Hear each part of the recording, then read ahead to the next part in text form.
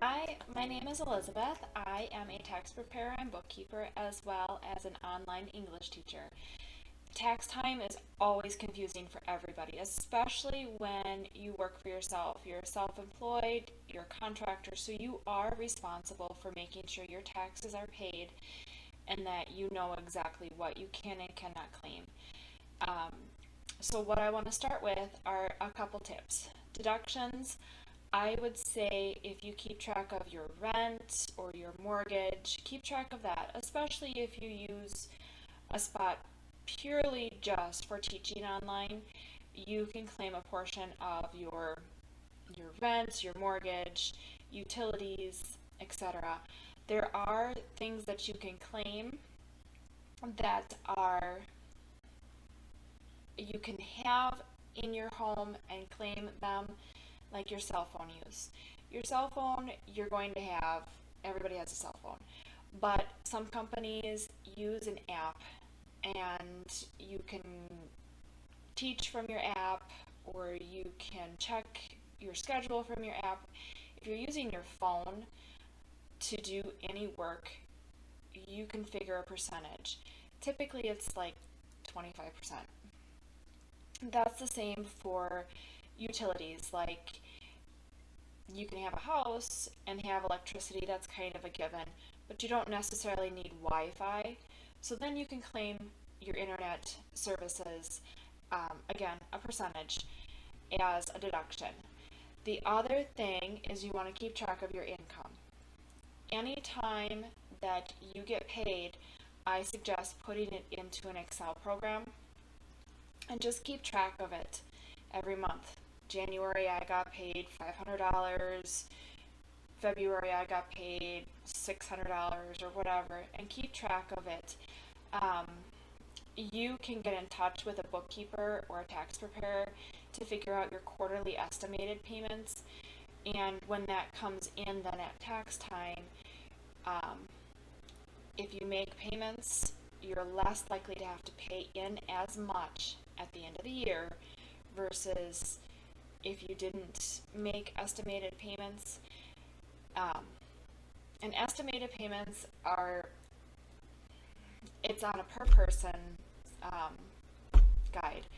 So if you anticipate having to pay $1,000 or more at the end of the year, the IRS does ask that you make quarterly tax payments. And you can make those online. You can figure it out, again, through a tax preparer or bookkeeper.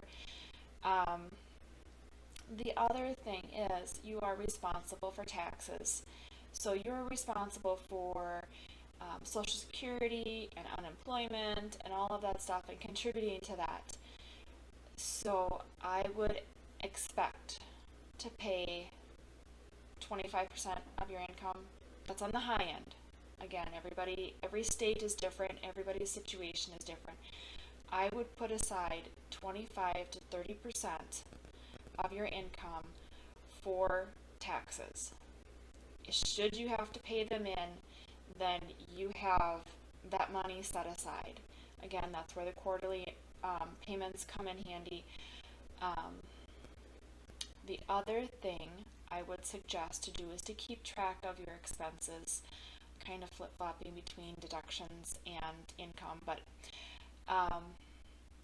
keep track of your expenses. So I drive 10 miles to the store to get my props for teaching.